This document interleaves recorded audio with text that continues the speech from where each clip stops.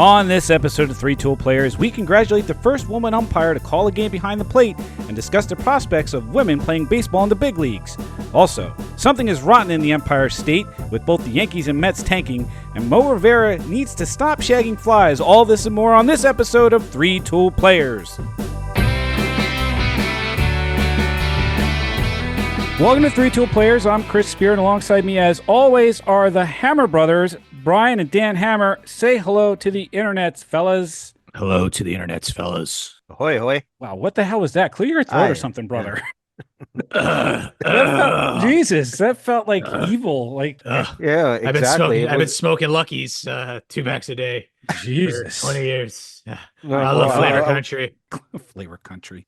Before we get into everything else, a hail and hearty congratulations to Jen Powell, who made history by becoming the first female umpire to work a regular season Major League Baseball game. It started in a rather inauspicious way. I wouldn't say that, Spear, because you know what? Her first game, she was umpiring first base. I think she did a damn good job at first base. It was her second game, however. Fair enough. Fair enough. Her first game behind the plate. Not a great beginning. What do you mean not a great beginning? I'm confused by that statement. Could you help me understand a little bit better? The first pitch that she called a strike was at least 3 or 4 inches inside. I mean, it wasn't close. I hate to say it that way. You know what's even funnier about that too? They actually took that ball and they marked it, and they are going to send it to Cooperstown, right, for everyone to see. That forever. Forever. Oh man. So let me ask this question. I mean, could it be nerves? Could it be the fact that she knew what she was going to say the second that ball went? I mean, that ball could have been a foot high. It still was going to be a strike. Or did she just flip a coin and be like, listen, I got a 50-50 shot at getting this right, ball or strike, right? I don't think she flipped the coin. I got to chalk it up to nerves. I mean, you are the first woman umpire behind the plate in history. There's a lot that comes with that. Yeah. And she must have felt the pressure. It had to have gotten in her head a little bit, and it was a bad call. It was just a bad call. I mean, she certainly isn't the first umpire to make a bad call. That's not historically relevant. So yeah. Right. I mean, it is what it is. But in the grand scheme of things, having a woman umpire at the big league level is certainly due its time. Major League Baseball is the third of the major sports in the United States to include female umpires at the major league level. The NBA has been doing it for a long time. They first hired female referees in 1997. It was Violet Palmer and Dee Cantor were hired in 1997 as the first female referees. The NFL has been doing it for the last 10 years. Sarah Thomas was hired in 2015 as the first full-time female official in NFL history, and she later became the first woman to officiate a Super Bowl. And FIFA has had women referees in the World Cup officiating World Cup games. So it's a good thing for Major League Baseball. You know, she had a bad game, she'll get better. But it's definitely something that was due its time. I'm surprised that they waited this long, since they already had in soccer, in football, and in basketball for the past 20 years, 30 years. But why did it take baseball this long to adapt and have a woman umpire come up? I don't know. Yeah, I mean, sometimes you just got to find that first woman to break the glass ceiling. And good for Jen Powell. She's the one who did it. Hopefully there are more like her. She'll be in Cooperstown. Good for her. What are the Vegas odds for her to eject somebody for the very first time under her watch? Like that, I find that interesting. I want to know who's going to get under her crawl. My money's on Aaron Boone. No. Like, when's that game? When does she umpire a Yankees game? That's what I want to know. So here it is. From the AI overlords, they tell us that there are no official Vegas odds or publicly available betting lines specifically for a female umpire ejecting a manager in Major League Baseball. Well, what the hell, Vegas? Get on this. I mean, sleep at the wheel. Ryan wants to bet. Take my action. Take my action. I got a system. I know how to triple this. Listen, Atlantic City is only 2 hours away, boys. Let's go. So if this is a thing that was finally due, what do you think? You want to talk about odds? What are the odds that a woman breaks the glass ceiling and becomes a professional baseball player? I mean, we had a league of their own. We've had professional women's baseball. What do you think about them playing in the major leagues? Tell you what, they better be able to take that outside pitch to right field like the best of them, or they better have a snappy 6-inch, or was it a 12-inch drop on their curveball? I need to have all of it. Have we found anybody that can do that yet and do that with consistency? Time will tell. I certainly don't have a problem with them women joining the game. The only Go ahead, issue is, do you really see a lot of females playing beyond like the Babe Ruth age? Because I mean, like we have seen it in like Little League World Series. We see like the female pitchers, female players playing Little League World Series and whatnot. But do they go on to play Babe Ruth, Legion Ball, college ball? Because I haven't really seen or heard anything on that level because it's normally women are playing softball. But I'm for a women breaking the barrier and making it to Major League. But are there any women players that want to have that? Later this month, the Women's Professional Baseball League will hold tryouts at Nationals Park. From August 22nd to August 25th, there will be tryouts to determine the 150 players who will be invited to the league's draft in October. So this is really the first opportunity I think we've seen in a while where there will be a pipeline of women's professional baseball. Baseball, not softball, like you said, Dan. Okay. This is the first pro league for women that's been organized since the All-American Girls Professional Baseball League. It's the one from a league of their own. So Okay. it's the first opportunity I think you'll see for women to have a pipeline to show that they can drive the ball to the opposite field, to put 6 to 12 inches on their curveball drop. Have the We're kind talking of about curveballs, right? curveballs, yes. Have the kind Those of balls. to have the kind of skills that could potentially translate to the men's game.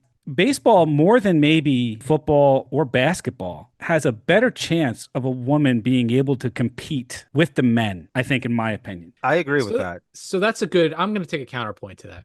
I think that yes, to one point, yes, baseball could happen. Basketball, though, I think you have an option there too, because you don't necessarily have to be, very tall. If you have just amazing ball handling skills and you're tiny, you can run point guard very Are you going to easily. say We've been like able to see Muggsy that. Bogues type of deal? Muggsy Bogues type deal. But Spud listen, Webb. Oh, Spud yeah. Webb. But in terms of baseball, I see where you're going, Spear. And yeah, I could definitely see somebody being of like the Ichiro build. Now, my question to both of you is I have a position in mind, fielding wise for a female to potentially break in. What do you think if that was the chance? Like what position Second could you? base. Yeah, that's exactly where I was going to go. Second Second base base. Yeah, because the Anywhere, thing anywhere is, up the or middle. pitcher. Anywhere up the middle. yeah, all I would Shortstop. think of, Yeah, I guess you could make a no, make a I was thinking more like second base because I mean, you need more of like when you're dealing with a person quickness. playing second base, you want quickness, you want someone that can make contact to the ball. He doesn't need to be a home run hitter, doesn't need to be an Alfonso Soriano or a Robinson Cano.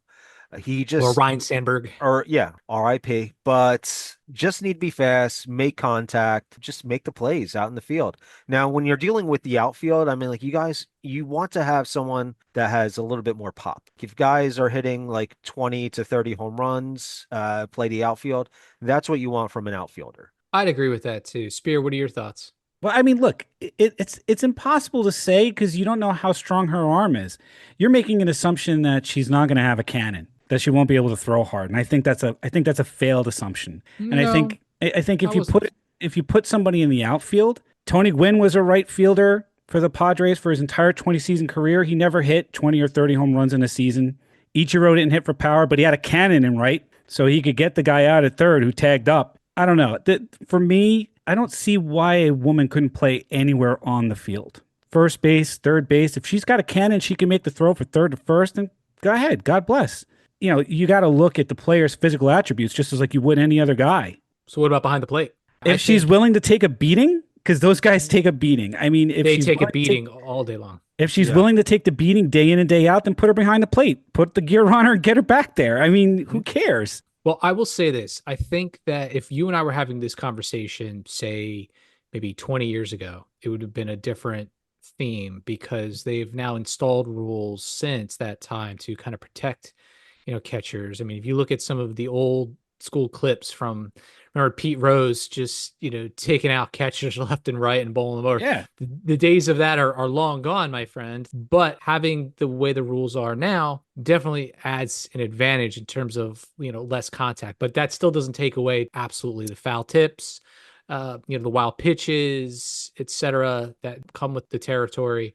It's a rough position to be in. But hey, if you got somebody back there that's tough as nails to do it, then it doesn't matter if you're a boy or a girl, right? Yeah. The other interesting development over the course of the last year or so is Major League Baseball made a big investment in Athletes Unlimited Softball League, the AUSL. It's interesting to see why they might do that. Is this potentially another way of driving a pipeline of female athletes into Major League Baseball? Love to see it. And by the way, I'm not saying that a woman needs to go directly to the majors. Oh, no. Come from one of these professional leagues, be it baseball or softball, make your way through the minors and earn your spot in the bigs. Oh, yeah. There's no short path to the bigs. If you're a woman who makes her way up through the minors and earns her spot in the bigs because you got the game to back it up, by all means, can't wait to see it. Can't wait to see it. But I think I agree with Dan. You got to get women to play at an elite level competitively,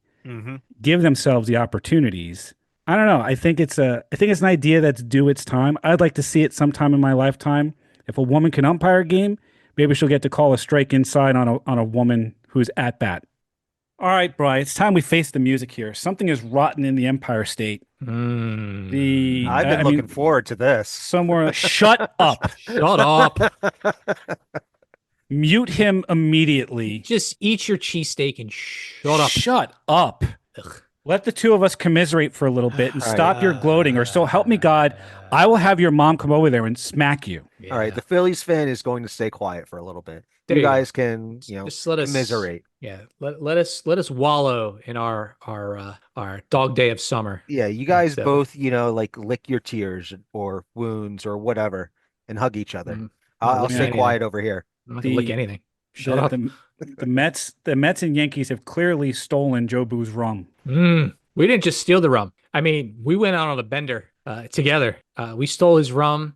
Joe Boo's very angry. He's very, very angry. Very bad. It's very bad. It's very bad. It's very bad to steal his rum. It's very bad to steal his rum. We don't know how to hit curveballs. We don't know how to close games. We don't even know afraid. Bats are super afraid. I mean, we had like a no-hitter going through 6 innings against us yesterday from some schlub coming from Houston in our home turf. It's just watching stupid fly balls just drop between people and then trying to throw the ball in and it slips out of some. It was a comedy of errors. I don't know if there's something in the water supply, Spear. I'm thinking that maybe there's some sort of like super villain that is completely, well, maybe that's it. Maybe they were onto something about that fluoride, right? But we've all of a sudden started taking a collective deuce on our winning records, and we're holding on by mere fingertips right now, holding on to these third place wild card slots. This is what it's like to be a Mets fan. You're just experiencing it for one of the first times in your Yankee career. This is what it's like to be a Met fan. The Mets have this ability to break your heart just when you think things are getting good. This has happened to me time and time and time again. In 2007, when my son was born, we were in first place. And then, oopsie daisies, they completely fall apart and they lose the division to the Phillies. Here we go again. We are, we're doing great. We're cruising into the All-Star break, although we hit a little bit of a hitch in our giddy-up cruising into the All-Star break. Didn't look great, but well, you know what? We'll come out of it all right. No, we lose 11-12 coming out of the All-Star break. We lose 7 straight. The Mets were also getting no hit by the Guardians all the way into the 9th inning until Juan Soto broke it up with a home run. But that was it. We can't buy a win. We gave up a 5-run lead, and I know the Brewers are hot. I get it. They're a team on a mission. But when you give up a 5-run lead, it's just like, it hurts. It hurts. Yeah, I know you know. I know. We gave up a 5-run lead to the lowly Marlins. That was all of our new was pickup. it a 5-run Hey, you lead? said you were going to be quiet. Quiet down. Quiet. Stupid Philly. I thought it was a 6-run lead. Quiet. Sit down. Take a lap. 6 run. No, we gave up a 5-run lead in that inning, and it was all the new people that we brought on from our illustrious trade deadline booty, we thought. turned out to be straight basura. That's just the name of it right now. We sent one of those guys down to AAA, as we should.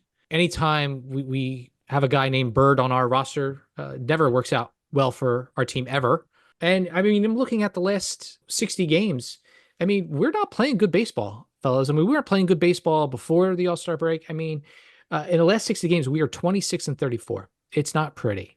And the other thing that kind of comes to mind is, and this is something that I'm not used to, Spear, is, when was the last time the Yankees actually had a losing season? You got to go back about 33 years to answer that question. You got to go back to when Batman Returns had graced the theaters with the Penguin and Catwoman. Oh yeah. This was before the strike too, right? This was 2 years before the strike in 94. Mm-hmm. And up to that point, the Yankees actually were on their fourth consecutive losing season. They were on the losing end of their records from 89 through 92.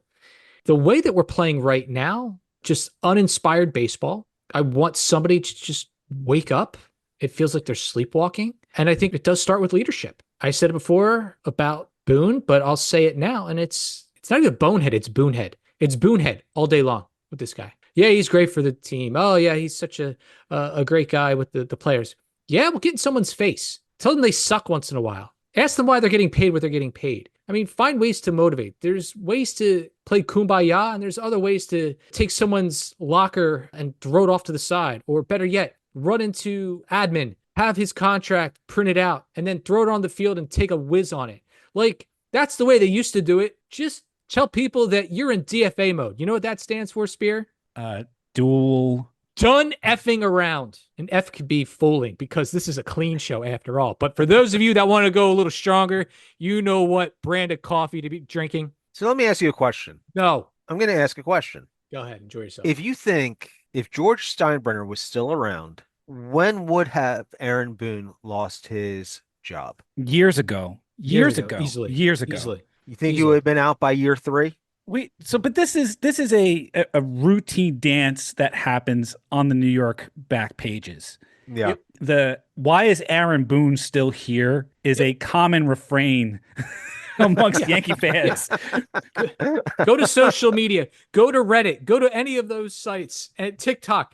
It's always there. Anytime the Yankees lose, why does Boone have a job? Why does Boone have a job? Why is it's far more acute now because the Yankees are that much worse. Boone has had his job saved over the course of the last few years by the fact that the Yankees have always been in it, right? That they've made the playoffs. Last year, they made it to the championship series and they made it to the World Series. So Boone buys himself new life every time he does something like this.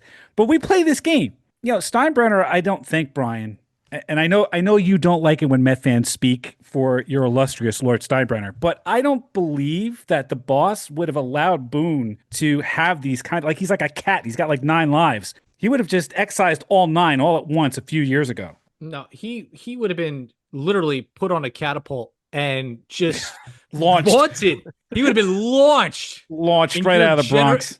Right out of the Bronx in your general direction at Citi Field and said, "Here, have this." Pitchy Lavash. You're talking about a guy who, let's face it, he got lucky, hitting a knuckleball at the right moment at the right time to cement his lore in Yankee history in 2003. Fine, call it what you will, but you can't deny just the absolute ineptitude and lack of leadership that is coming from the Yankees bench. I don't know, Spear. I mean, I'm at a loss. I don't know what else to say. I mean, unless he has certain material or certain blackmail material to hold over, Steinbrenner Jr. The Steinbrenners, he's got pictures of the Steinbrenners in compromising positions with various farm animals. Yes, maybe that's the issue. He knows that the Steinbrenners are in the Epstein files. He knows. Yeah. You can out them.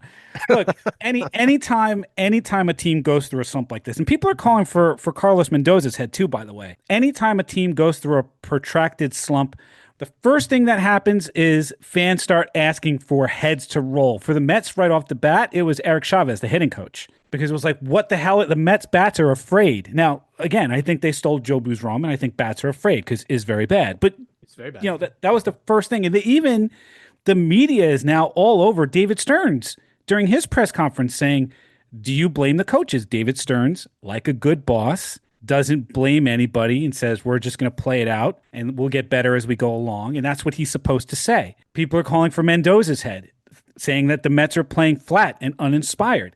This is what happens when a team goes into a slump. When you know that the talent is there, when you know that this is a team that should be far more competitive. But when you have, and the Mets are experiencing the same thing that the Yankees are right now, costly errors, bats are asleep. Star players aren't doing what they're supposed to be doing. The pitching staff has fallen off the reservation. The bullpen has completely imploded. I don't think you can put all of that on the manager. I mean, it's a terrible time for everything to have possibly gone wrong for the Mets. I mean, you look at somebody like Frankie Lindor. Lindor blew a game a couple of games ago to the Brewers with the bases loaded in the second inning, allowed 2 runs to score, and gave the Brewers the lead, and that was it for the rest of the game. He hasn't been hitting. He's been batting during this losing streak. He's batting 176 with a 5.25 OPS since the All-Star break. The pitching staff has allowed an average of over 6 runs per game. The Mets pitching staff over the course of the 7-game losing streak has given up a total of 43 runs. So it's like, what do you do? Can you put all of that on the manager? It's tough. Carlos Mendoza's got the same kind of reputation that Boone has, where he's a player's coach and he tries to give players the room to get out of it. You'd like to say that maybe he should get up in someone's grill and be like, what gives? And give them a little what for. But when the entire team fails all at once, it's like when an engine, like if a spark plug goes, all right, you can probably drive the car with the spark plug. But if the spark plug, the fan belt, the battery, the carburetor, everything else blows, that's it. You're screwed. Yep. You know what's interesting about Boone is the fact that we've overlooked something really, really intense, and that is Nepo Baby Prime. And that's exactly who he is. Bob Boone's your dad, but how about the fact that this guy's a direct descendant of Daniel Boone, right? We're talking like Revolutionary War. Like we're going back that far to justify this guy being a manager. We're going that far back. This guy, what I'm trying to tell you is this guy gives no Fs. He's like, you know what my family bloodline is? You think I care about doing a good job here in the Bronx? Do you know I can go out if I want and just nail a jackrabbit square between the eyes, with my trusty musket? Oh, by the way, I'm married to a really hot, Playmate of the Month, circa 1990, late something. You're like, stay home, dude. Just stay home and enjoy life. Like you've wanted life already. Why do you have to be ruining our time here in the Bronx? Go explore. Go explore somewhere else, please. And thank you. What stuns me more than anything is he's been through most of his 9 lives by now. Like it just feels like if, and it's a big if the Yankees finish with a losing record, he's got to be done. You know what? I don't know about that because, in 2023, the Yankees finished in 4th place with an 82-80 record. You would think that Boone would have been gone after that year. We got very close then because that was a year that we weren't in the playoffs. And like I said, we're a fixture. And not to be a fixture that year, that should have sent enough shockwaves to be like, all right, Boone is gone. But it's got to be, we're talking wholesale changes. Like if they have a losing record for the first time since Batman Returns. Lethal Weapon 3. Also beautiful movie that summer. A League of Their Own came out that year. How about that? I'm going to throw it back to what we were talking about earlier with the women in baseball. This is how far back you got to go. Having beautiful Gina Davis just do what she does up on that beautiful silver screen, dazzling us as wide-eyed teenagers. That's how far it goes back to when the Yankees had a losing season. Not only Kevin McAllister was lost in New York, but the Yankees were as well. Nicely knee done. slapper. Nicely done. Knee slapper. You got to think that if the Yankees have their first losing season in God knows how long, wholesale changes, and I'm talking wholesale changes. I'm talking Boone. I'm talking the rest of the coaching staff. I'm talking Cashman. Yep. Everybody's got to go, and it's going to be a full reset. Yep. But the Steinbrenners don't do that. How long has Cashman been the GM now? Brian Cashman has been the general manager of the New York Yankees since 1998, and he became a GM at 31 years of age, making him the second youngest in baseball at the time. He was promoted to this position after serving as the team's assistant GM from 95 to 97. So it might be time for some new blood in the Bronx. I'll be curious to see if the Steinbrenners do it. They're going to have to finish 4th which would make Dan win his bet. By the way, his prediction would come true if they finished fourth. They would have to finish with a losing record, and if they do, I mean, I got to believe heads roll. I got to believe the Steinbrenners don't care what Boone's got in terms of incriminating evidence. I think they just go hang the risk, and you're out of here.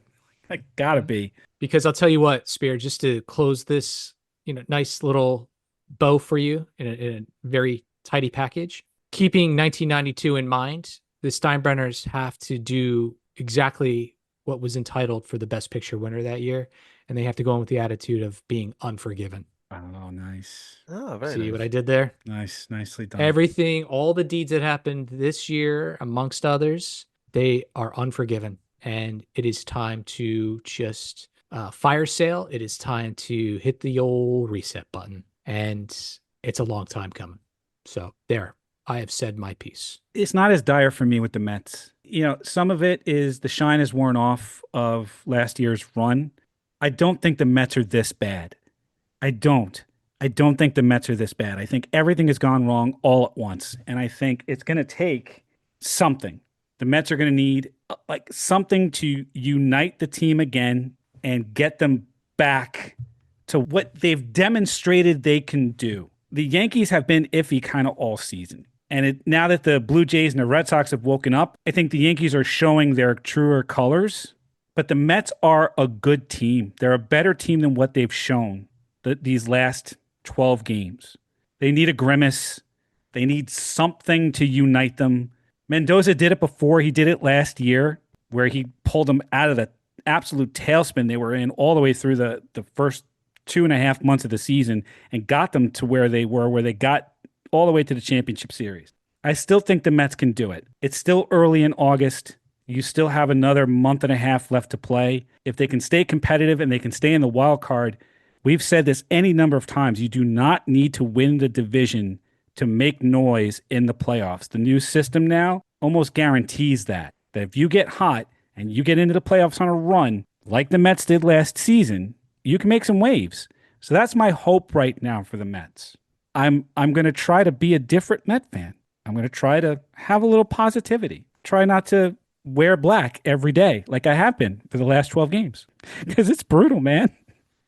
Brutal being a Met fan. Brutal. Right. You take a look at their stats for the past 30 days. I mean, your key guys are under the Mendoza line. I mean, you see Pete Alonso batting 188, Francisco Lindor 160, Juan Soto is batting 192. I mean, those are your three key guys. Yeah, and they're not going to stay like that forever. And the only positive that the Mets have right now is that Alonso tied Strawberry's record for all-time career home runs for a Met. The next one he hits breaks the record.